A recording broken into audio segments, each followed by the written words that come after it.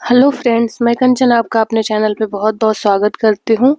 और आज अध्याय 9 के अंतर्गत हम अध्ययन करने वाले हैं क्षेत्रीय संस्कृतियों का निर्माण। किस प्रकार से भारत में विविध क्षेत्रीय संस्कृतियों का निर्माण हमें देखने को मिलता है। तो आइए इस अध्याय में हम अध्ययन करते हैं। देखिए, यहाँ दिया हुआ है कि लोगों का वर्णन करने का सबसे नया तरीका है उनके बोलचाल की भाषा। भाषा से ही हम परिभाषित कर सकते हैं किसी भी चीज़ों को, या फिर वहाँ उनकी संस्कृतियों का, उनके भाषा, विचार, धर्म, संस्कृति को हम जान सकते हैं। सबसे पहले उनकी भाषा। जब हम किसी व्यक्ति को तमिल या उड़िया कहते हैं तो आमतौर पर इसका अर्थ होता है कि वह तमिल अथवा उड़िया भाषा बोलता है, तमिलनाडु या उड़ीसा में रहता है। इसी तरह से हम प्रत्येक क्षेत्र को कुछ खास किस्म के भोजन, वस्त्र, काव्य, नृत्य, संगीत और चित्रकला से भी जोड़कर करते हैं। कभी-कभी हम इन अस्मिताओं को मानकर चलते हैं और सोचते हैं कि ये युग-युगांतरों से ही अस्तित्व में है। लेकिन हम भिन्न-भिन्न क्षेत्रों के बीच देखें तो विभाजक सीमाओं को देखेंगे। जो विभाजन रेखाएं होती हैं, उनके बनने में समय की भूमिका भी रही है। ये नहीं कि वो युग-युगांतर से वही चीजें चली आ रही हैं। विभाजित हुई हैं, टूटकर एक दूसरे से बनी हैं, अलग हुई हैं, कुछ चीजों को जोड़ी हैं खुद में, जिन्हें हम आज क्षेत्रीय संस्कृतियां समझते हैं। वे समय के साथ साथ बदलती हैं, और सच तो यह भी है कि आज भी बदल रही है। कोई भी संस्कृति हो, कोई भी कहेंगे धर्म हो, कुछ न कुछ बदलाव होता रहता है समय के साथ साथ। ये क्षेत्रीय संस्कृतियां जटिल प्रक्रिया से विकसित हुई हैं, और इस प्रक्रिया के तहत स्थानीय परंपराओं और उपमहाद्वीप के अन्य भागों के विचारों के आदान प्रदान ने एक दूसरे को संपन्न बनाया है। जैसा कि हम देखेंगे कि कुछ परंपराएं तो कुछ विशेष क्षेत्रों की अपनी है, जबकि कुछ अन्य भिन्न भिन्न क्षेत्रों में एक समान प्रतीत होती हैं। परंतु इसके अतिरिक्त कुछ अन्य परंपराएं एक खास इलाके के पुराने रीति रिवाजों से तो निकलती हैं, परंतु अन्य क्षेत्रों में जाकर उन्हें एक नया रूप ले लिया। यानी जो भी संस्कृति का विकास हुआ, जिस क्षेत्र से उनका प्रसार होगा, उसी क्षेत्र में तो रहेंगे नहीं, और दूसरे क्षेत्र में जाते हैं तो क्या होता है, वहाँ की जो नवीन विशेषताएं होती हैं, अपने जो उनका विशेषताएं होती है, उनकी संस्कृति, उसको तो धारण की ही रहती हैं, कुछ नई संस्कृतियों के भी विचारों को अपना लेती हैं।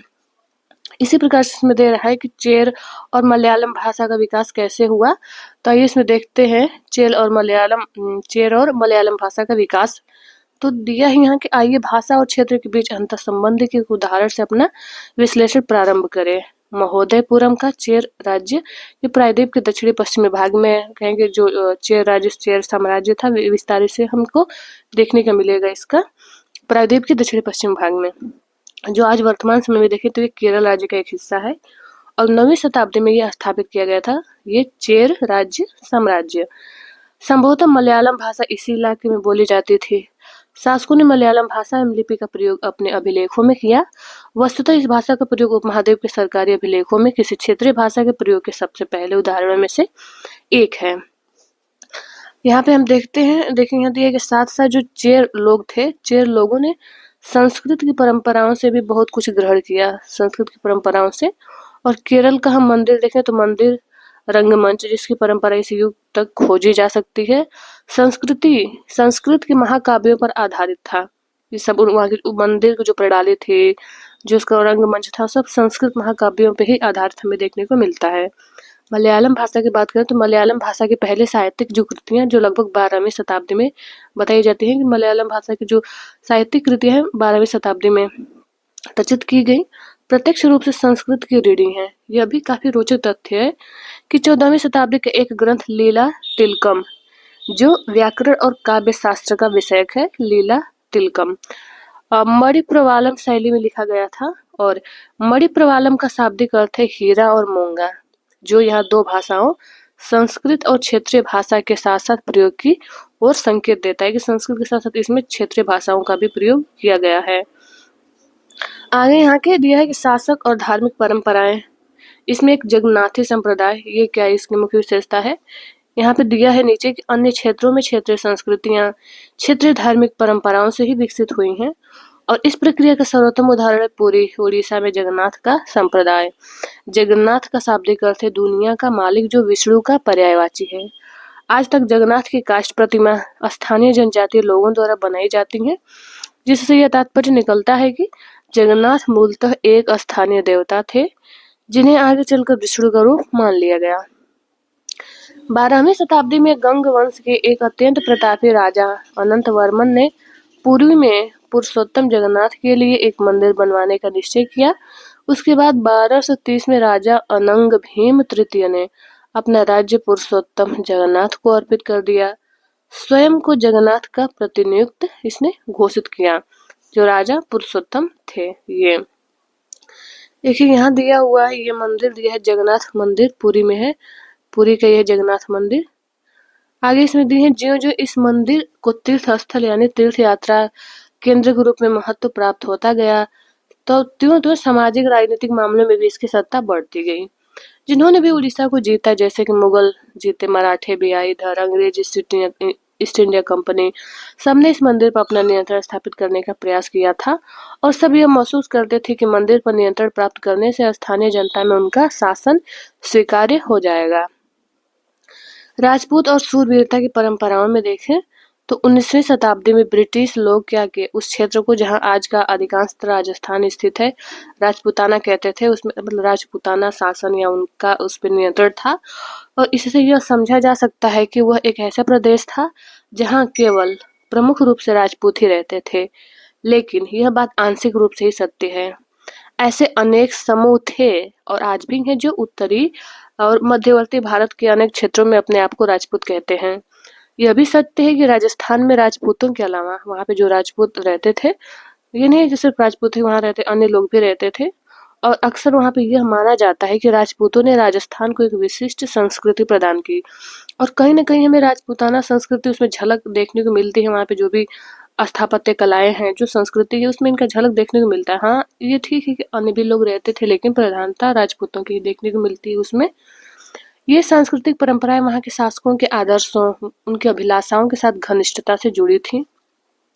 लगभग 8वीं शताब्दी से आज के राजस्थान के देखें तो राजस्थान के अधिकांश भाग पर विभिन्न परिवारों के राजपूत राजाओं का शासन रहा। हम देखे थे, जैसे पृथ्वीराज अध्याय 2 में पढ़े थे कि एक ऐसा ही शासक था। ये शासक ऐसे शूरवीरों के आदर्शों को अपने हृदय में रखते थे, जिन्हें रण क्षेत्र में बहादुरी से लड़ते हुए अक्सर मृत्यु का वरण किया।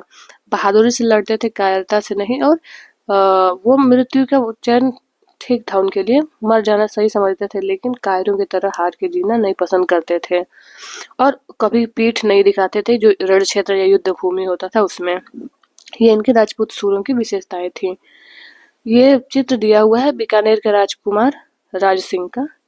आगे हम देखते हैं, इसमें देखिए जो हम बहुत सारी कहानियां पढ़ते हैं, कहानियों काव्यों एवं गीतों में सुरक्षित इनके जो विशेषताएं हैं वो मिलती हैं। इनके गुणगान, इनके क्या कार्य किए, ये महान कार्यों का गाथा कहें कि कहानियों काव्यों के माध्यम से हम सुनते हैं।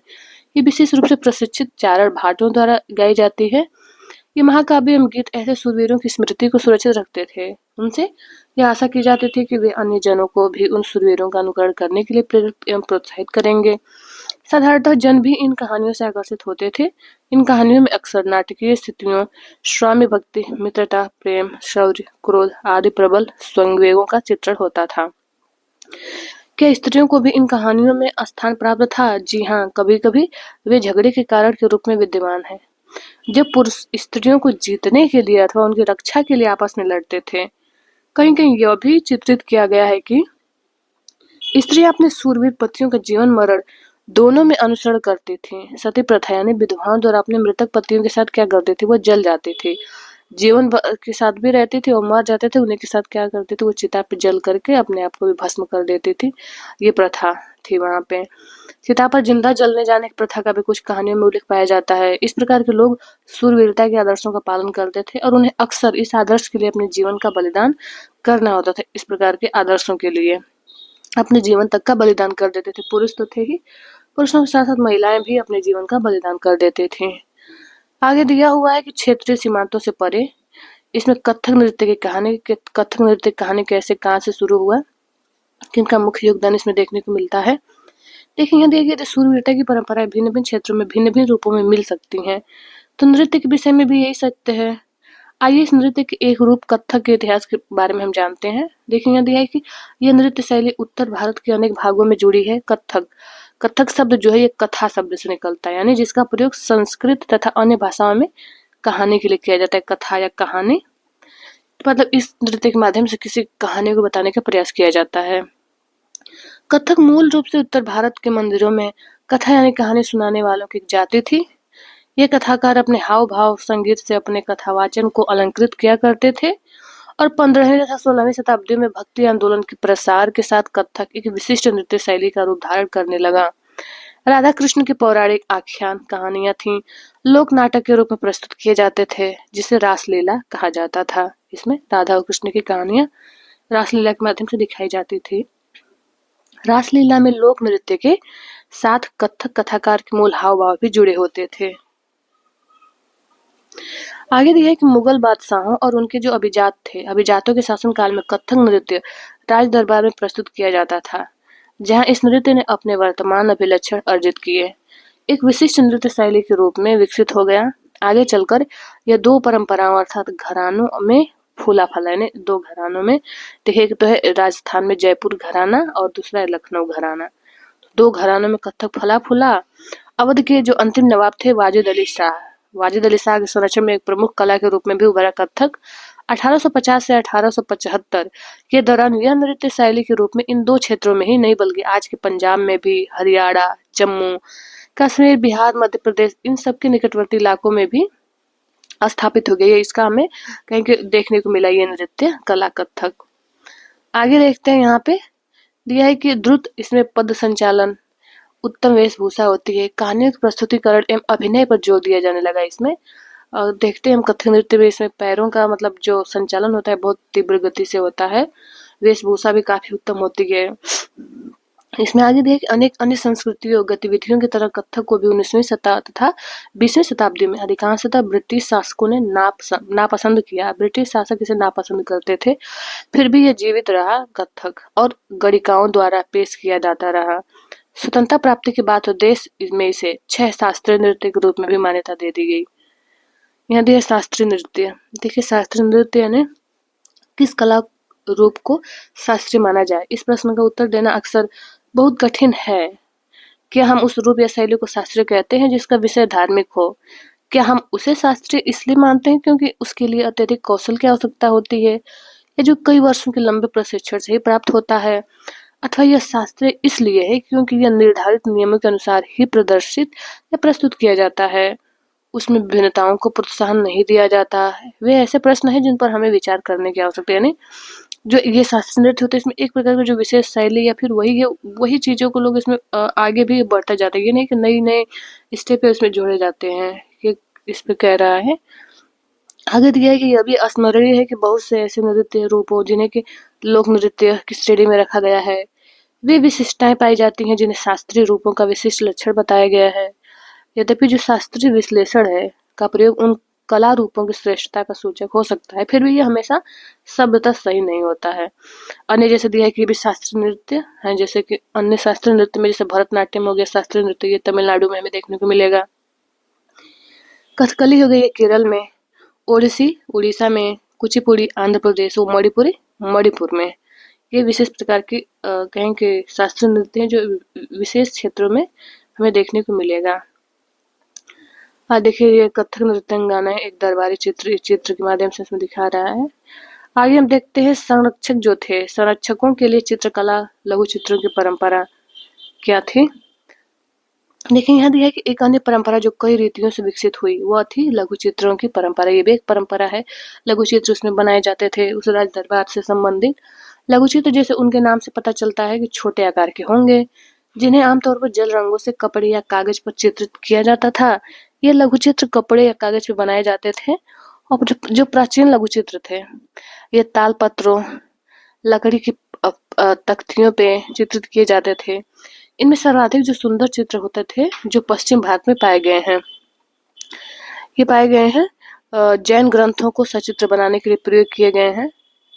मुगल बादशाह अकबर, जहांगीर, शाहजहां ने अत्यंत कुशल चित्रकारों को संरक्षण प्रदान किया जो प्राथमिक रूप से इतिहास और काव्यों की पांडुलिपियां चित्रित करते थे। दिया है कि ये पांडुलिपियां आमतौर पर चटक रंगों में चित्रित की जाती थी।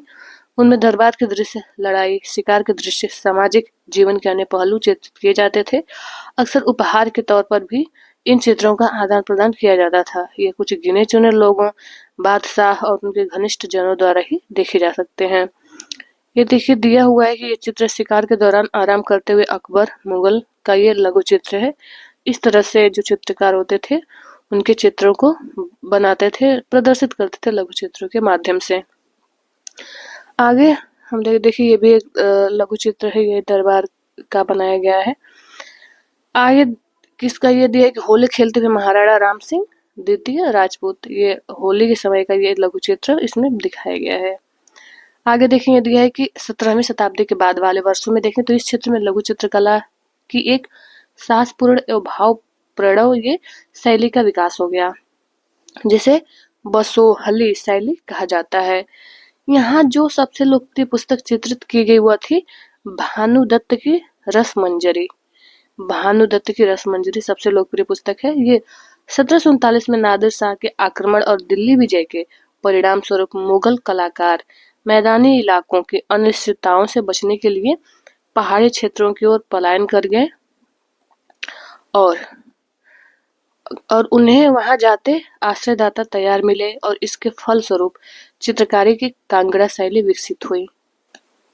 इसमें यह भी देखने को मिल रहा है कि जिस क्षेत्र से लोग जा रहे हैं उस क्षेत्र से संबंधित उसी पे इस चित्रकलाओं का नाम भी पड़ा है, जैसे कि यहाँ दिया है कि कांगड़ा शैली। आगे है कि 18वीं शताब्दी के मध्य भाग तक कांगड़ा के कलाकारों ने एक नई शैली विकसित कर ली, जिसने लघु चित्रकारी में एक नई जान डाल दी। उनकी प्रेरणा का स्रोत वहां की वैष्णव परंपराएं थीं। ठंडे नीले व हरे रंगों सहित कोमल रंगों का प्रयोग, विषयों का काव्यात्मक निरूपण कांगड़ा शैली की ये विशेषताएं, यानी हल्के रंगों का प्रयोग करती थी और लगभग ठंडे नीले और हरे रंगों का अधिकांशतः प्रयोग करती थी। जैसे ऊपर यहाँ पे चित्र दिया था, इसमें हम देख पा रहे हैं कि अधिकांशतः हरे नीले रंगों का ही अधिकांश मात्रा में इसमें प्रयोग किया गया है। इसी तरह से इस प्रकार के रंगों का प्रयोग होता था। आगे दिया है कि स्मरण रहे कि जो साधारण स्त्री पुरुष भी बर्तनों, दीवारों, कपड़ों, फर्श आदि पर अपनी कलाकृतियां चित्रित करते थे, वह कला के इन नमूनों में से कुछ ही बच पाते थे। इसके विपरीत जो लघु चित्र थे राजमहलों में सावधानी पूर्वक रखे जाते थे, जिससे वे सदियों तक सुरक्षित रह सके। आगे दिया है कि बंगाल नजदीक से एक नजर, यानी एक क्षेत्रीय भाषा का विकास कैसे हुआ, कि बंगाल से संबंधित दिया है कि इस पे आइए देखते हैं कि जैसा कि हमने प्रारंभ में देखा था, हम अक्सर क्षेत्रों के नाम पे वहां के निवासियों द्वारा जो उनकी भाषाएं बोली जाती थी उस भाषा का नामकरण कर देते थे। इसलिए हम यह मान लेते हैं कि बंगाल में लोग हमेशा बंगाली बांग्ला ही बोलते थे, किंतु यह एक दिलचस्प बात है कि आज बंगाली संस्कृत से निकली हुई भाषा मानी जाती है। प्रारंभिक ईसा पूर्व प्रथम सहस्त्राब्दी के मध्य भाग के संस्कृत ग्रंथों के अध्ययन से पता चलता है कि बंगाल के लोग संस्कृत से उपजी हुई भाषाएं नहीं बोलते थे, तो फिर नई भाषा का उद्भव कैसे हुआ। यहाँ दिया है कि ईसा पूर्व चौथी तीसरी शताब्दी से बंगाल और मगध दक्षिण बिहार जो था के बीच वाणिज्यिक संबंध स्थापित होने लगे थे, जिसके कारण संभवतः हम देखें तो ये दिया है जो चित्र दिया कि सबसे पहले बंगाली रामायण के तालपत्र की पांडुलिपि का एक पृष्ठ है, यानी बंगाल में बंगाली रामायण भी लिखा गया है, उसी का वो चित्र दिखाया गया है, पांडुलिपि है। आगे दे रहा है कि संस्कृत का प्रभाव बढ़ता होगा और चौथी शताब्दी के दौरान गुप्त वंशीय शासकों ने उत्तरी बंगाल पे अपना राजनीतिक नियंत्रण स्थापित कर लिया, वहां ब्राह्मणों को बसाना शुरू कर दिया। इस प्रकार गंगा की मध्य घाटी के भाषाई तथा सांस्कृतिक प्रभाव अधिक प्रबल हो गए और 7वीं शताब्दी में चीनी यात्री ह्यूनसांग ने यह पाया कि बंगाल में सर्वत्र संस्कृत से संबंधित भाषाओं का प्रयोग हो रहा था। इससे संबंधित संस्कृत भाषाएं भी वहां पे बोली जा रही थी। आगे है कि 8वीं शताब्दी से पाल शासकों के अंतर्गत एक क्षेत्रीय राज्य का उद्भव हो गया और 14वीं से 16वीं शताब्दियों के बीच बंगाल पे सुल्तानों का भी शासन रहा, जो दिल्ली में स्थित शासकों से स्वतंत्र थे। ये सुल्तान दिल्ली में जो शासक थे उनसे स्वतंत्र थे। जब 1586 में जब अकबर ने इस प्रदेश बंगाल को जीत लिया तो उसे सूबा माना जाने लगा, बंगाल सूबा। उस समय प्रशासन की भाषा तो फारसी थी, लेकिन बंगाली एक क्षेत्रीय भाषा के रूप में वहां पे विकसित हो रही थी बंगाल में।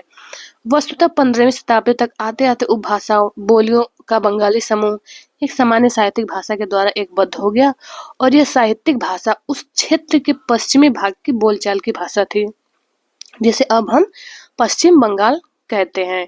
यद्यपि बंगाली का जो उद्भव है संस्कृत से ही हुआ है, पर यह अपने क्रम विकास की अनेक अवस्थाओं से भी गुजरा है जो बंगाली भाषा है। और इसके अलावा गैर संस्कृत शब्दों का एक विशाल शब्द भंडार जो जनजातीय भाषाओं, फारसी, यूरोपीय भाषाओं सहित अनेक स्रोतों से इसे प्राप्त हुआ है। आधुनिक बंगाली देखें तो बंगाली का एक हिस्सा बन गया है। और बंगाली के प्रारंभिक साहित्य दो श्रेणियों में बांटा जा सकता है। एक तो है श्रेणी संस्कृत की रीढ़ी है और दूसरी उससे स्वतंत्र, यानी एक जो संस्कृति है, संस्कृत की रीढ़ी यानी संस्कृत से लिया गया है एक साहित्य में, और दूसरा उससे बिल्कुल स्वतंत्र है। तो पहली श्रेणी दिया है कि पहली श्रेणी में संस्कृत महाकाव्यों के अनुवाद, मंगल काव्य, शाब्दिक अर्थों में कहें तो शुभ यानी मांगलिक काव्य जो स्थानीय देवी देवताओं से संबंधित है। भक्ति साहित्य जैसे कि गौड़ीय वैष्णव आंदोलन के नेता श्री चैतन्य देव की जीवनियाँ, ये सारे इससे संस्कृत से मुक्त है। दूसरी श्रेणी में दिया है कि नाथ साहित्य शामिल है, जैसे कि मैनामती, गोपीचंद्र के गीत, धर्म ठाकुर की पूजा से संबंधित कहानियां, परिकथाएं, लोक कथाएं और गाथा गीत, ये दूसरे साहित्य से संबंधित है जो कि संस्कृत से मुक्त थी। जैसे यहाँ पे दिया है कि मैनामती, गोपीचंद्र और धर्म ठाकुर नाथ लोग, यानी ये नाथ जो संप्रदाय उसके बारे में दिया है कि नाथ लोग सन्यासी होते थे और जो तरह तरह की योगिक क्रियाएं करते थे। यह गीत विशेष जो अक्सर अभिनीत किया जाता है, यह बताता है कि रानी मैनामती ने अपने पुत्र गोपीचंद को अनेक बाधाओं के समक्ष संन्यास का मार्ग अपनाने को किस प्रकार प्रोत्साहित किया था। धर्म ठाकुर एक क्षेत्रीय लोकप्रिय देव हैं जिनकी पूजा अक्सर एक पत्थर या काठ की मूर्ति के रूप में की जाती है। पहली श्रेणी की बात करते पहली श्रेणी के ग्रंथों का काल निर्णय करना अपेक्षाकृत सरल है, क्योंकि ऐसे अनेक पांडुलिपियां पाई गई हैं जिनमें यह इंगित किया गया है कि उनकी रचना 15वीं शताब्दी के उत्तरार्ध और 18वीं शताब्दी के मध्य भाग के बीच की गई। दूसरी श्रेणी की कृतियां मौखिक रूप से कही सुनी जाती थी, इसलिए उनका काल निर्णय सही नहीं किया जा सकता है। वे खास तौर पर पूर्वी बंगाल में लोकप्रिय थी जहाँ ब्राह्मणों का प्रभाव अपेक्षाकृत कम था। यदि हम पीर और मंदिर की बात करें तो 16वीं शताब्दी से लोगों ने बड़ी संख्या में पश्चिम बंगाल के कम उपजाऊ क्षेत्रों को छोड़ दिया और ये दक्षिण पूर्वी बंगाल के जंगली दलदली इलाकों में प्रवास करना शुरू किए। ज्यों-ज्यों वे पूर्व की ओर बढ़ते गए, जंगलों को साफ करके भूमि में धान की खेती करने लगे और धीरे धीरे वहाँ के जो स्थानीय मछुआ तथा स्थानांतरित खेती करने वाले लोग जो अक्सर जनजातीय थे, किसानों के नए समुदाय में मिल गए। यानी अब जो जनजातीय थे, मछुआरे थे, धीरे धीरे अब खेती भी करने लगे जमीनों को साफ करके, और धीरे धीरे जो किसान थे उनके समुदाय में वो मिल भी गए। और इन्हीं दिनों देखें तो बंगाल पे मुगल वंश मुगलों का नियंत्रण स्थापित हो गया था, जिन्होंने पूर्वी डेल्टा प्रदेश के केंद्रीय भाग में इसे ढाका नगर में अपनी राजधानी स्थापित की।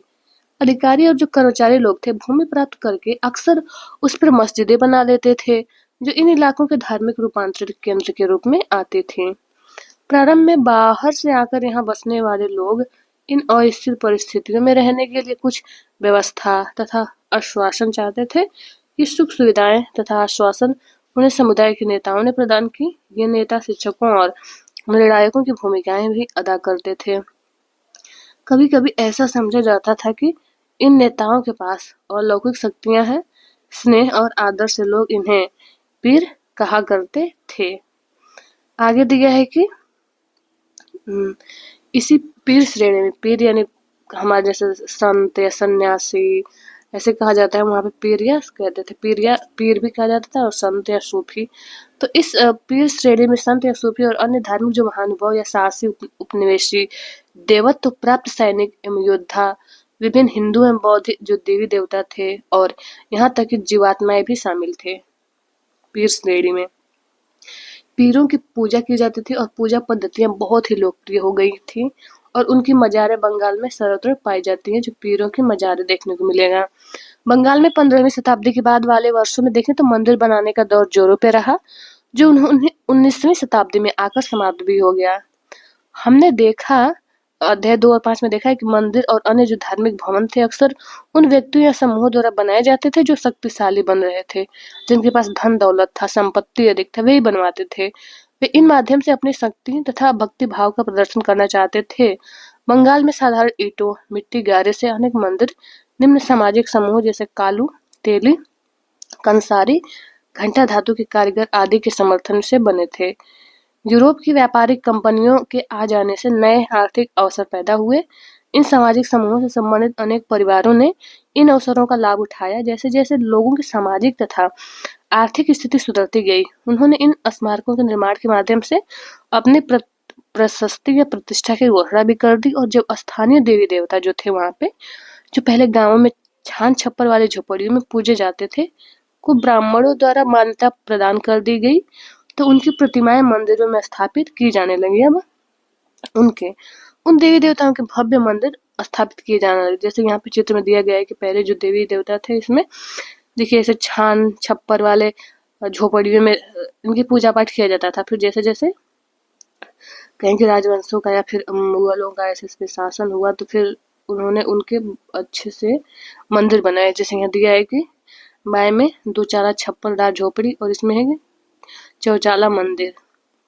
तो वही था कि जिनके पास संपत्ति अधिक था, धन दौलत अधिक था, वही इस प्रकार के मंदिरों का निर्माण करवाते थे।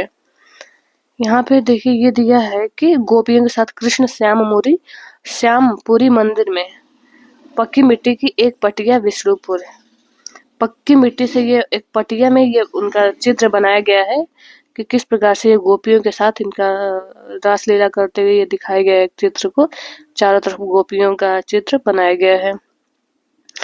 इन मंदिरों का जो शक्ल थी या आकृति जो थी, बंगाल के छप्परदार झोपड़ियों की तरह 2 चाला 2 छतों वाली या चौचाला 4 छतों वाली होती थी। 5वें अध्याय में वर्णित बंगाली जो गुंबद हमने पढ़ा था, तो दिया कि इसके कारण मंदिरों के स्थापत्य कला में विशिष्ट बंगाली शैली का प्रादुर्भाव हुआ।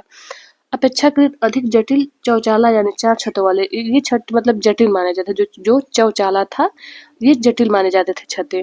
ढांचे में 4 त्रिकोणीय छतें 4 दीवारों पर रखी जाती थी, जो ऊपर तिर्यक रेखा या एक बिंदु तक जाती थी। मंदिर आमतौर पर एक वर्गाकार चबूतरे पर बनाए जाते थे। उनके भीतरी भाग में कोई सजावट नहीं होती थी, लेकिन अनेक मंदिरों की जो बाहरी दीवारें थी, बाहरी दीवार पर हम देखें तो चित्रकारियों, सजावटी टाइलों, मिट्टी की पट्टियों से सजी होती थी। कुछ मंदिरों में, विशेष रूप से पश्चिम बंगाल में देखें तो बांकुरा जिले में विष्णुपुर के मंदिरों में ऐसी सजावटें अत्यंत उत्कृष्ट कोटि तक पहुंच चुकी थी। मछली भोजन के रूप में प्रयोग किए जाते थे। इसमें परंपरागत भोजन संबंधी आदतें जो थी, आमतौर पर स्थानीय रूप से उपलब्ध जो खाद्य पदार्थ वहाँ पे मिलेगा उसी पे ही होगा। तो बंगाल जैसा कि हम सब जानते हैं नदी मैदान है, जहाँ पे मछली और धान की उपज बहुत होती है, तो जाहिर सी बात है खाद्य सामग्री में वो उन्हीं का प्रयोग करेंगे।